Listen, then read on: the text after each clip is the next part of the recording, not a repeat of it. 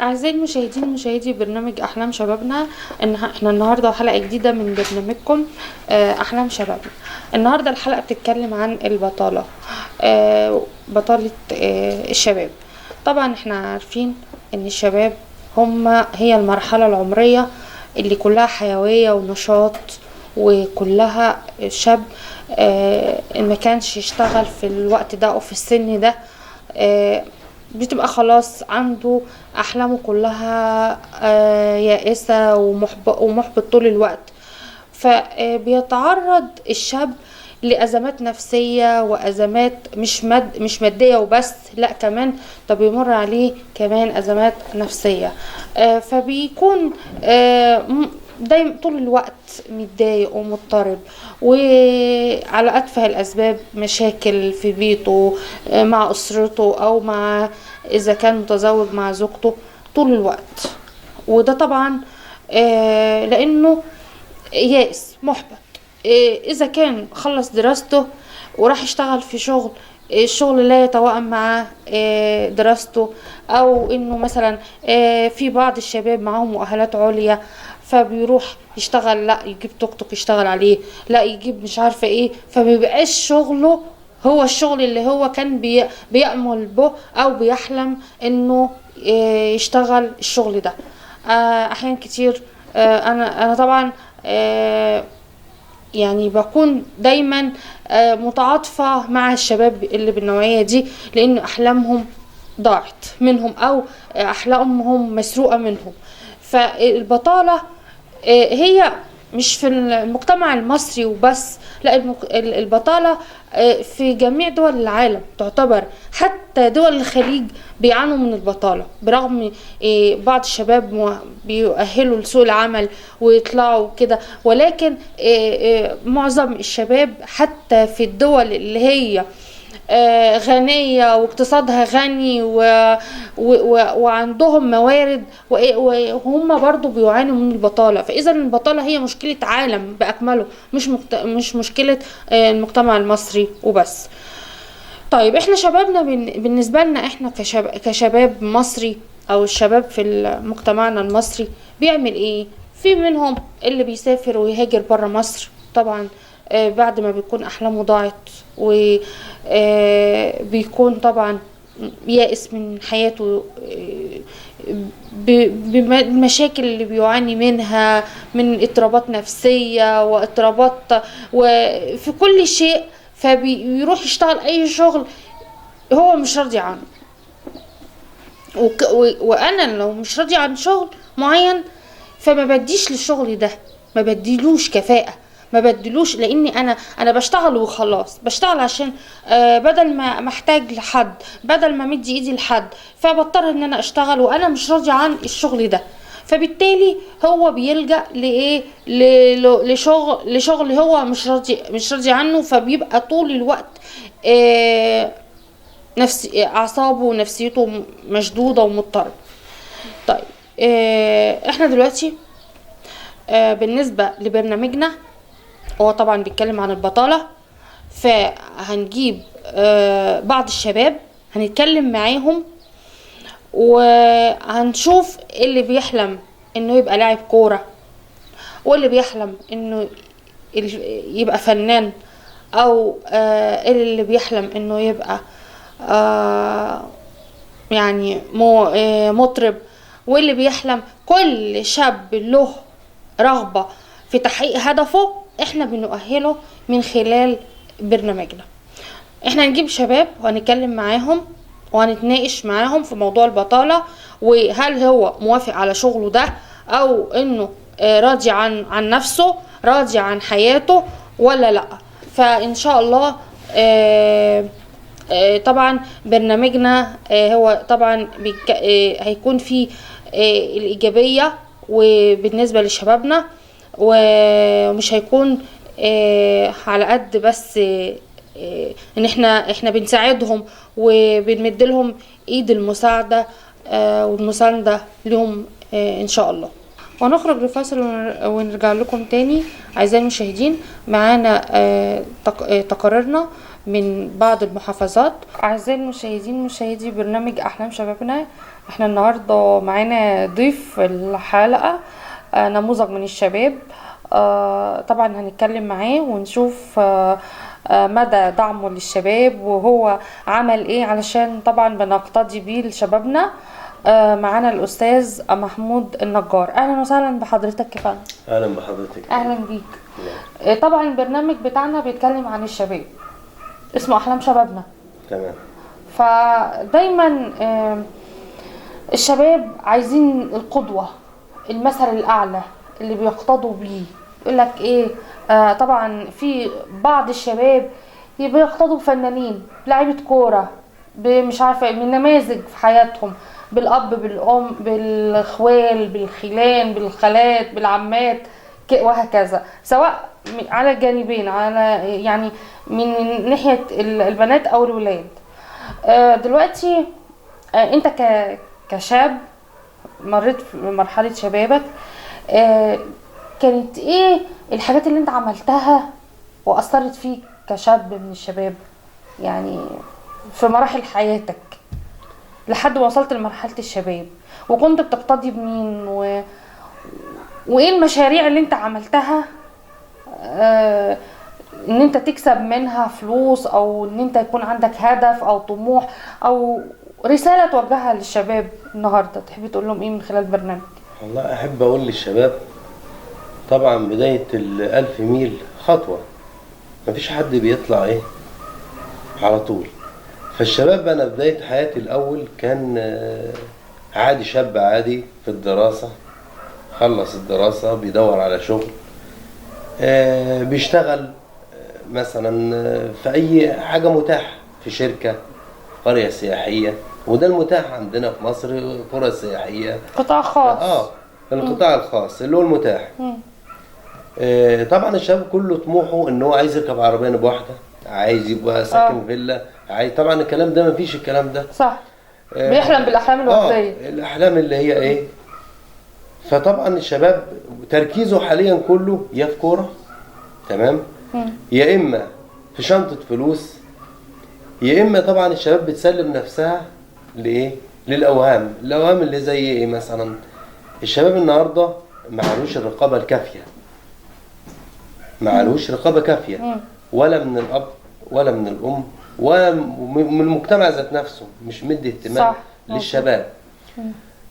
طبعا الشباب النهارده بيبص طبعا للبرامج اللي بتيجي في التلفزيون، ما بيحصلش. هو بص الفيلم، بص مين بطل الفيلم، بيشوف. يعني تقصد تقول ان الفن بيأثر، ليه تأثير، له تأثير الدراما المصرية او الدراما العربية بصفة عامة هي بتؤثر على شبابنا تأثير ايجابي او سلبي؟ اكيد 100%. لذلك يعني احنا بنلاقي ده في الشارع، بنلاقيه في الشارع. الفن بيؤثر على المجتمع، بيأثر تأثير يعني قوي جدا على المجتمع وعلى الشباب. الشباب طبعا النهارده في نماذج ياما مشرفة في المجتمع، وطبعا وزارة الشباب يعني برضو ليها دور، هي بتعمل دور ايجابي مع الشباب، ولكن بيستخدم يا طريقة ايجابية يا سلبية.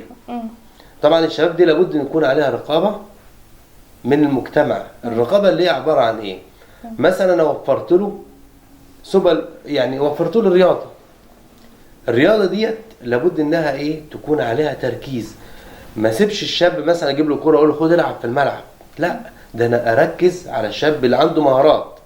زي مثلا دلوقتي الشاب اللي هو ثالثه اعدادي، خلص ثالثه اعدادي داخل الدبلوم، هو عايز يخش ثانوي عام مثلا، بيجتهد بيخش ثانوي عام، بعد وهو في الثانوي عام بيخلص ثانوي العام، هو بيبقى مخير، ما بيبقاش مخير، بيبقى مسير. المجموع بتاعه يوديه فين؟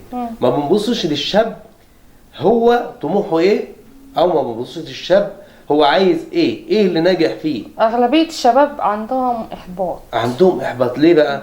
لان انا النهارده ببص للشاب، ببص لمجموعه، ما ببصش للهوايه بتاعته. يعني اللي عايز يخش صناعه ممكن مجموعه يدخله زراعه، وده طبعا بيأثر على نفسيه الشاب قدام، ان هو بيلاقي نفسه في مكانه مش ليه، او المكان اللي هو مش عايزها، فما بيديش حق الشغل اللي لا هو صعب. عامة كتعليم فني هو يعتبر التعليم الفني مظلوم شوية. تمام. يعني التعليم الفني مش واخد وضعه. انا اعرف مثلا حد في ثانوي تجاري او ثانوي صناعي او ثانوي زراعي، فتلاقي الشباب دول دايما المجتمع بيقلل منهم، حاسينهم بالدونية شوية، ما بيحسسهمش ان هم قيمة. فالشاب من دول طلع يقولك ايه اللي معاه ثانوي زراعي او تجاري او صناعي ده معاه محو أمية، هو معاه ايه؟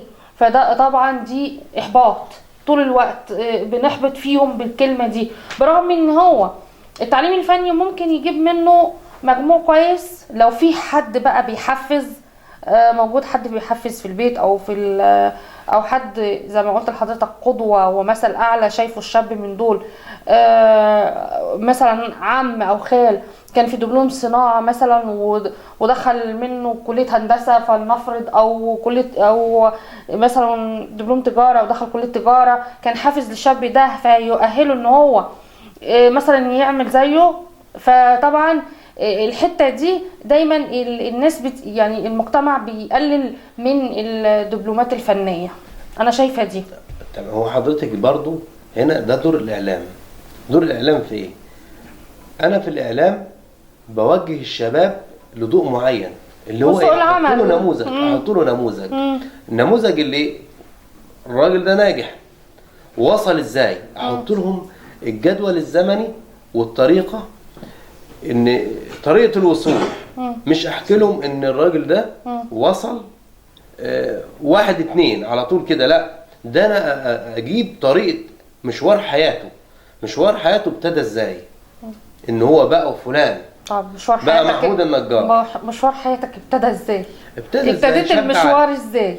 شاب عادي ليه طموحات عادي، وكان نفسه ان هو يخش مجال معين، لقى نفسه في مجال تاني ما يأستش، كملت. كمجال عمل ولا مجال دراسة؟ الاثنين. الاثنين. بالنسبة للدراسة انا كان نفسي اخش مثلا كلية الآثار واكمل فيه. تمام. لقيت نفسي طبعا المجموع بتاعه اداني ايه سكة تانية، برضو ما قستش، كملت. طبعا احنا بنبص مش للدراسة فقط. الدولة المفروض تشجع الشباب على التعليم الصناعي والزراعي، لان دولت هم الحاجتين اللي بينهضوا بالدول. الزراعة والصناعة دول اهم حاجتين. لابد نشجع الشباب ونديهم ايه فرصتهم، ونعمل لهم نظام مشاريع تقويهم وتساعدهم على النجاح في المجال ده. يعني الصناعي اللي هو مثلا خد دبلوم صناعي قسم عمارة، قسم نجارة عمارة، ده انا ممكن اعمل نظام قروض او كهرباء او اي مجال صناعي او نجارة او اشجعه، اعمل له مشروع، اعمل قروض دي صغير، يبتدي حياته، يعمل ورشة صغيرة، لان هو درس كده. مش معقول انا اوصله ياخد دبلوم صنايع وينام في البيت، او يشتغل مثلا امن في قرية سياحية. طب السياحة دلوقتي يعني بدأت تتحسن، انا مش هستنى الشاب ده يقعد في الشارع لغاية لما السياحة تتحسن، لا، انا عايز اجيب له مجال للعمل، للوظيفة، للمؤهل اللي هو خده. محتاج ان هو ايه يلاقي الدولة تحتضنه. النهارده القطاع الخاص عشان يجي شاب مؤهل متوسط، فلازم دلوقتي انت هتفيدني بايه علشان انا افيدك. ما هو هيبقى عنده مثلا لانجويج، عنده لغة معينة، هيعرف يتعامل مع السياح. برضو لازم يكون في ثقافة، ولازم يكون فكره عنده وعي ودراية، وعارف يتعامل ازاي مع الناس دي، اللي هو السايح الاجنبي اللي جاي من بره مصر، فعايز فيه لغة حوار، لغة بشكل تاني. انا مع حضرتك. هو ربنا سبحانه وتعالى بيقول ايه؟ اسألوا اهل الذكر ان كنتم لا تعلمون. ان كنتم لا تعلمون، اسألوا اهل الذكر. اهل الذكر اللي هو ايه؟ ما اجيش اجيب واحد مثلا خريج زراعة شغاله في السياحة، تمام، في خريج سياحة وفنادق، الشباب ديت بتخرج بيشتغلوا بيبقوا واجهة مصر. لابد ان انا اخلي كل مؤهل يتحط في المكان، الراجل المناسب في المكان المناسب. هو هيدي الطاقة بتاعته واللي هو درسه وهيطبقه عملي. انا من وجهة نظري انا بشوف ان اللي بيتحط في حاجة هو بيحبها بيدي فيها، بينجح فيها ليه؟ بيدي فيها جامد. يعني مش بيدي فيها، انا مثلا حبيت المجال الاعلامي فلنفرض هتلاقيني ادي فيه. انت تمام. مثلا حبيت هتنجحي في بالظبط. المجال الاعلامي لان انت هاويه الاعلام. بالظبط، لان انا واخداه عن هوايه او حباه او بلاقي نفسي في الحاجه دي.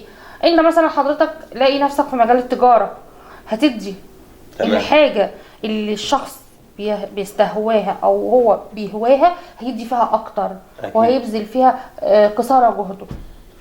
طيب انا بقى عايزه دلوقتي اتكلم مع حضرتك في الشغل بتاعك كبزنس، كتجاره، كاعمال، كحاجات زي كده.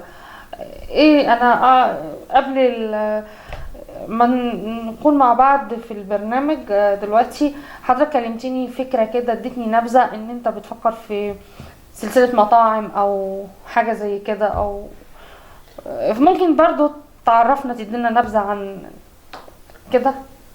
هو حضرتك طبعا بالنسبة للمطعم، المطاعم دي عامة دي شغلة يعني مفيدة.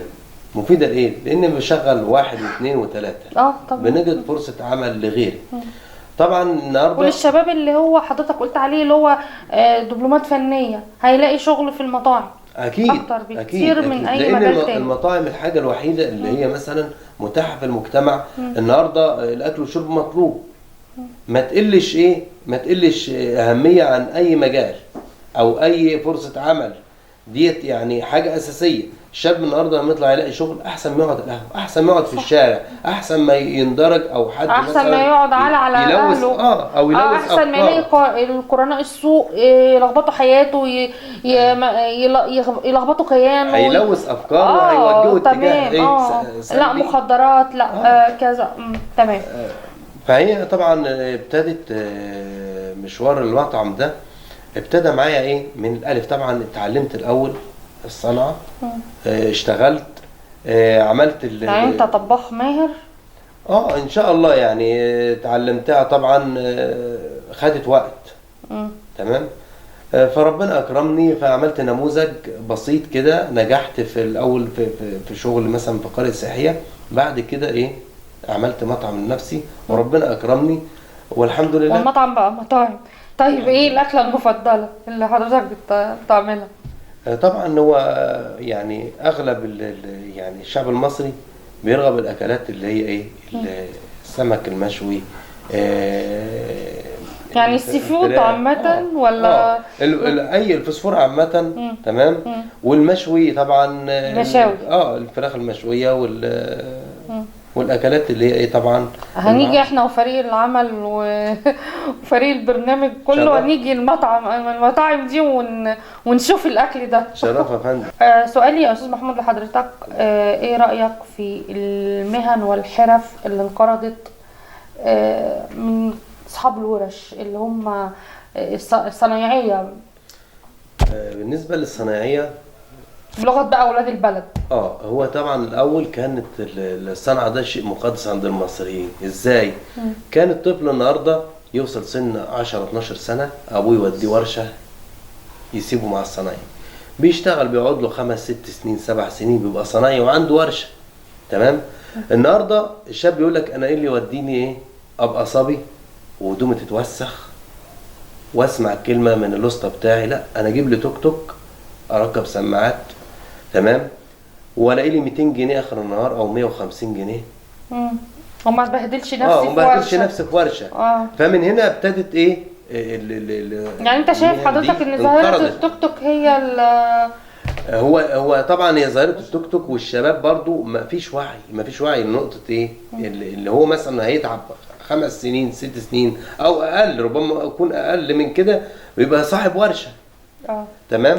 معظم الشباب النهارده بيستعجل على الغنى، عايز يوصل بسرعه، فبيفكر في حاجتين: يا اما يجيب توك توك يا اما يهاجر بره البلد ويسافر هجره غير شرعيه، ويضطر زي ما انت حضرتك عارفه بيرجع غرقان في البحر.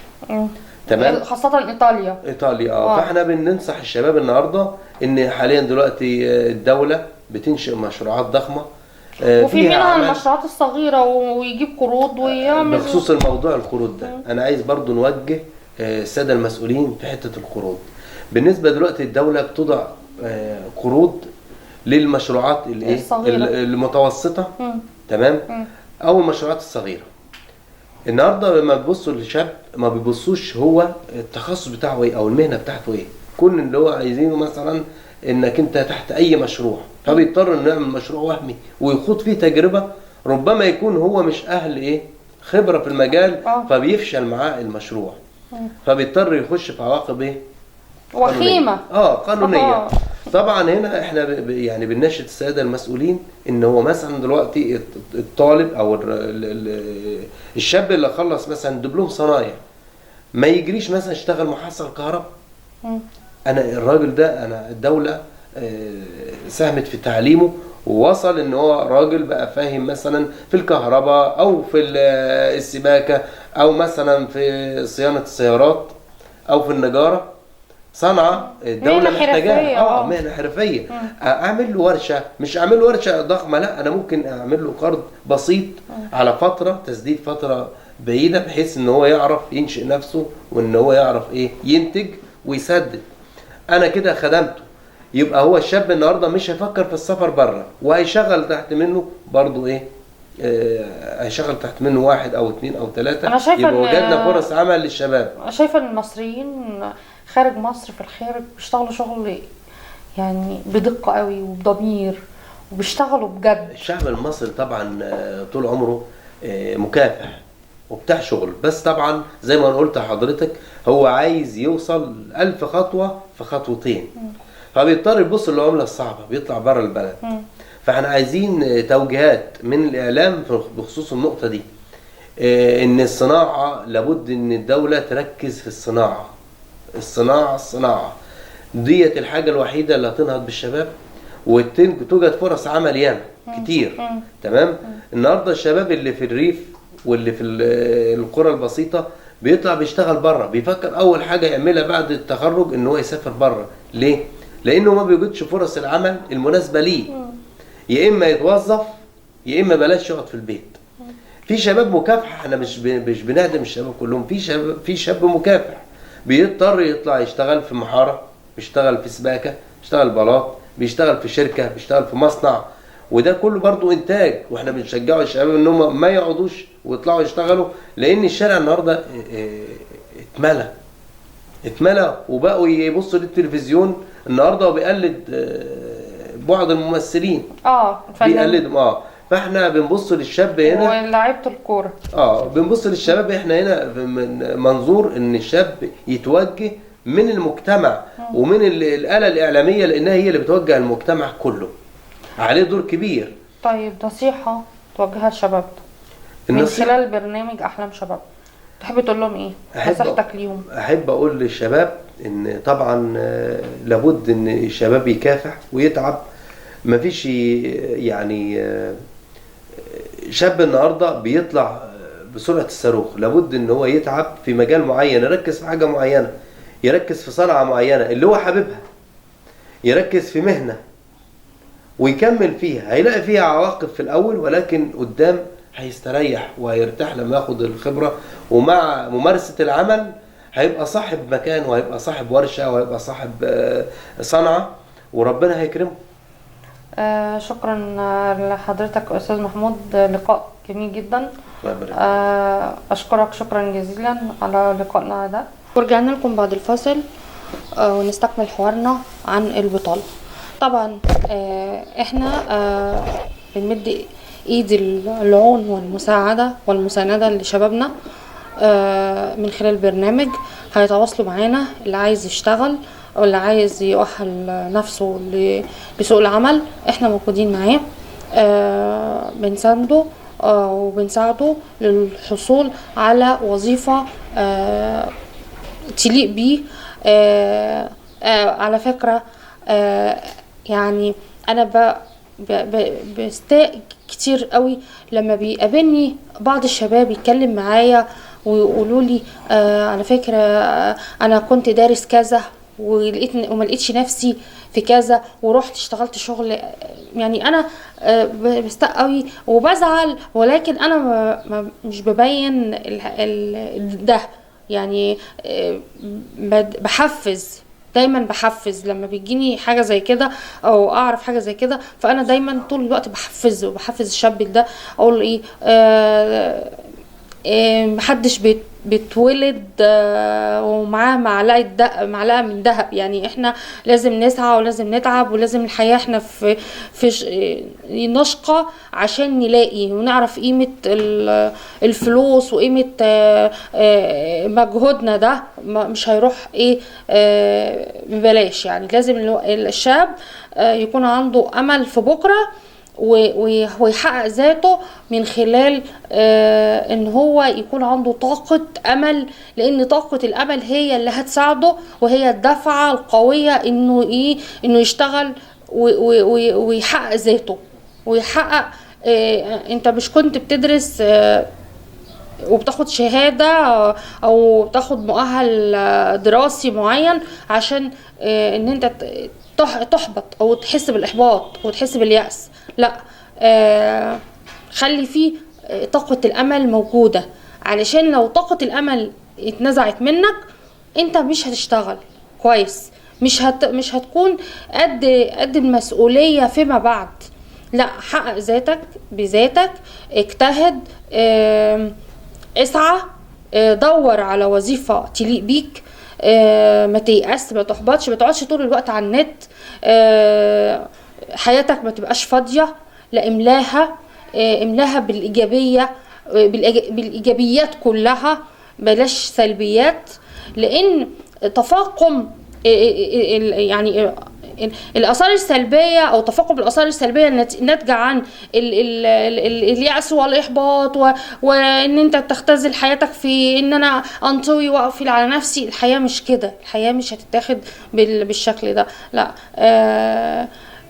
حاول ما تقفش، حاول اشتغل، دور، ما تقعدش. حتة الهجرة والسفر برا مصر لو حتى فكرتي فيه كمجرد فكرة داخلية جواك، ده تبقى لوضع مؤقت، ده لوضع حتى مش بقول ان الحياة فيها ده وده، فيها تعب وعناء، وفيها برضو امل. يعني احنا مش الحياة مش واقفة عند حتة ايه ان انا خلاص انا خدت درست دراسة معينة وخدت واجتهدت وذاكرت ونجحت ووصلت وحصلت على شهادات عليا وعملت دبلومة وعملت مش عارفة ايه ورحت حضرت ماجستير في كذا وما بشتغلش الشغل اللي يليق بيا. لا، انت عملت ده لنفسك عشان لما تيجي تقول انا فلان، انا حضرت ماجستير في الاقتصاد، حضرت في انا دلوقتي حضرت في انا معايا دلوقتي اداب كذا، وحضرت دبلومة في كذا وعملت. انت دلوقتي بتحقق ذاتك، بتحقق عشان يبقى لك هويتك، شخصك، انت تحافظ على نفسك. ما تندمش على المؤهل الدراسي اللي انت خدته، لا بالعكس، ده المؤهل الدراسي ده هيؤهلك ان انت تشتغل شغل يليق بيك فيما بعد. مش لازم دلوقتي، احنا مشكلتنا ان احنا دايما في عجالة، دايما مستعجلين. النهاردة الشاب خلص الليسانس او خلص البكالوريوس او خلافه، فبيجري جري يسعى، يقولك انا خلاص انا لسه بخلص بقاله شهر او 2، يقولك انا لسه ما اشتغلتش. لا، ما تيأس، هتشتغل، بس انت تدور على المكانة اللي تليق بيك. مش تستعجل ان انت عايز تشتغل وخلاص، لا، تشتغلش وخلاص. وبعدين احنا عندنا الدولة داعمة للشباب، مؤتمرات الرئيس كلها بتتكلم عن الشباب، الفترة الجاية كلها عن الشباب. فما انتوا ايامكم انتوا اللي جاية، انتوا ايامكم كشباب، انتوا ايامكم اللي جايه. الفتره في نهضه في البلد، وفي وضحت وظهرت وكلها قايمه عليكم. وانتوا كشباب انتوا اللي فجرتوا الثورتين، انتوا اللي عملتوا. فانتوا حافز للاجيال اللي جايه. تاريخ الشباب اللي فجر الثورتين دول هو ده تاريخ للشباب للاجيال اللي جايه. والى اللقاء في حلقه قادمه من برنامجكم احلام شبابنا.